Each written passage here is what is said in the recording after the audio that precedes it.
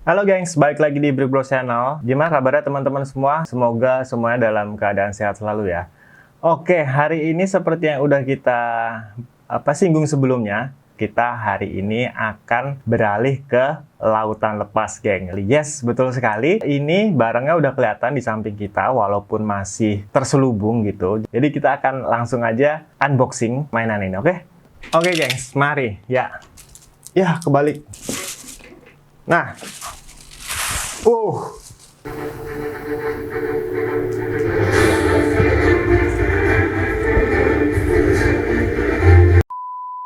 jadi ini adalah kapal Queen and Revenge namanya. Dia ini adalah sebuah kapal penjelajah dari suatu kelompok perompak laut yang bernama Blackbeard Pirates. Dengan kapten yang terkenal namanya Edward Teach atau biasa dipanggil juga dengan Kapten Blackbeard.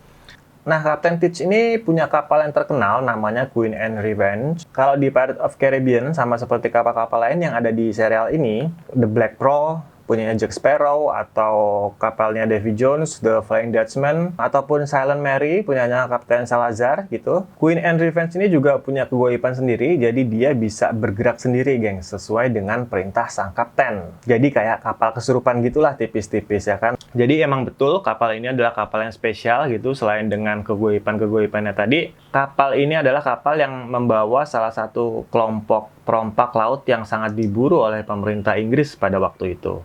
Begitu gengs kira-kira ceritanya. Nah itu tadi sekilas tentang sejarah dan gimmick-gimmicknya. Sekarang kita balik ke laptop, oke? Ini adalah mainan dari merek DK Bricks gitu. Di dalamnya kita dapat 3.694 pieces dengan batasan umur di atas 8 tahun. Jadi ada 3.000 pieces, geng. Ya banyak juga sih ya. Tapi sayangnya kita nggak dapat minifigure. Cuman dapat kapalnya aja. Kemudian soal harga, dia ini ada di angka 1,3.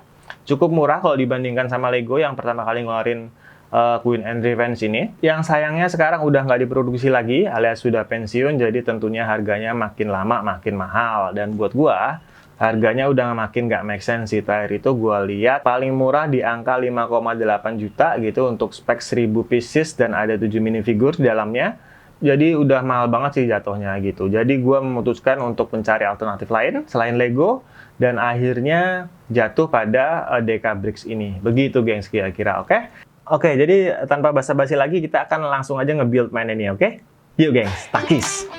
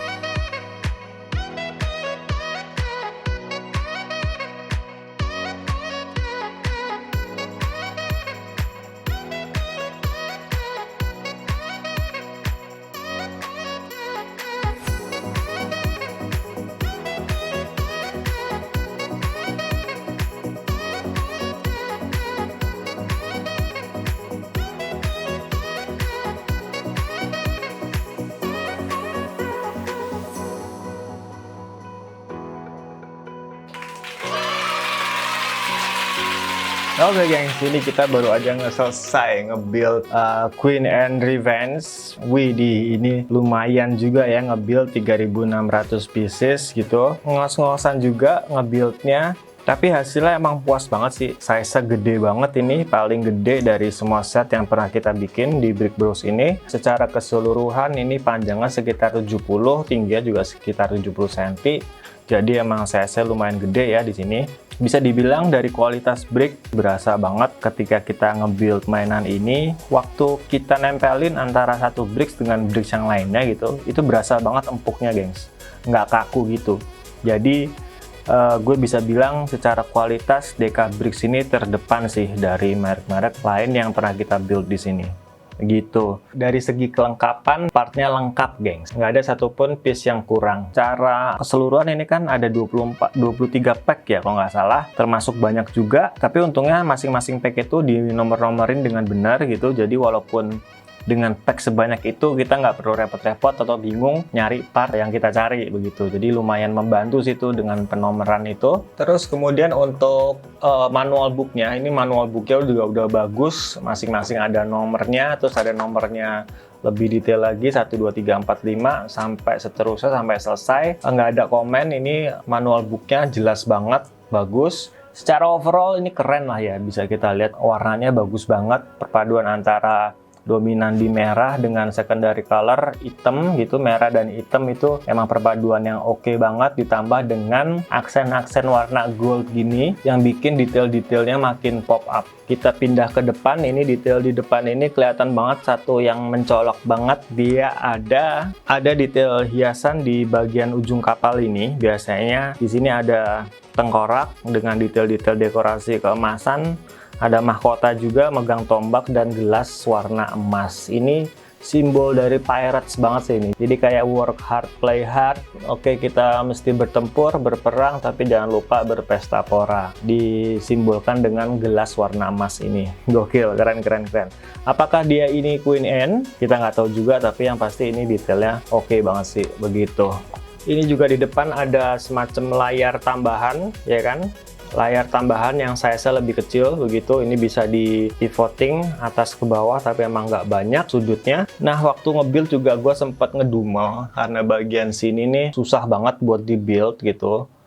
Bukan susah sih, lebih ke ribet dalam sisi dokumentasi gitu untuk production Brick Bros ini. Ternyata waktu ngeliat hasil akhirnya ini keren sih gengs. Jadi dia mau mimicking serat-serat kayu dari sebuah kapal yang biasanya khas sih di kapal-kapal zaman dulu kayak gini. Begitu. Keren nih, gengs. Mantap. Nah, terus di sini juga kita punya mekanik sedikit buat narik dan gulung jangkar ini. Tadi sempat gue coba fungsinya, dia berjalan dengan bagus gitu. Ketika kita lepas ini, dia bisa kita cantolin di sini. Begitu. Oke, kita geser ke bagian tengah. Di tengah ini kita dikasih 8 meriam ukuran kecil gitu ya, buat di bagian dalam deck ini. Di setiap sisinya ada 8 meriam kecil, jadi kalau dua sisi dia ada 16 meriam. Terus ada tutupannya gini juga, jadi keren nih kalau misalkan lagi nggak bertempur, ini bisa kita tutup gitu. Di atasnya kita dikasih 7 meriam ukuran medium ya gitu, di bagian atas decknya ini. Terus di bagian belakang kita bisa lihat di belakang ini agak heavy ya, agak penuh banget gitu dengan detail-detail dan ornamen-ornamen. Jadi untuk bagian belakang ini secara keseluruhan ada 3 lantai. Ini di paling bawah itu ada satu level dengan kabin dalam, itu ada penjara dan ada ruang untuk penyimpanan senjata. Di atasnya ada ruang kosong yang nggak jelas ya sebenarnya peruntukannya buat apa. Nah, karena nggak ada detail-detail yang menandakan khas dari suatu ruangan gitu. Jadi kalau gue boleh berasumsi ini adalah semacam ruangan makan gitu ya, atau ruangan meeting begitu. Nah, kita naik lagi satu level ke atas. Di sini juga ada ruangan yang peruntukannya juga nggak tahu buat apa. Tapi gue asumsikan sekali lagi ini adalah kamar pribadi untuk kapten kapal ya. Karena di satu scene di Pirates of Caribbean itu ada shot di mana Blackbeard keluar dari ruangan pribadinya, langsung ketemu dengan balkon gitu. Jadi matching banget dengan balkon yang kayak gini nih. Jadi kayaknya ini emang bener ruangan yang dikhususkan untuk kapten kapal. Begitu guys. Nextnya lantai paling atas itu ada lantai buat kemudi ya. karena jelas banget di sini ada setir buat kemudi kapal, plus ditambah lagi ada balkon kecil gitu di depannya. Di belakang kita bisa lihat detail jendela untuk masing-masing ruangan yang barusan kita sebutin tadi. Ini kaca nih gengs, jadi oke banget detail-detailnya dengan warna, ada warna list merah kayak gini. Kalau dari samping juga siluetnya ada sudut gitu, ada angle-nya, keren.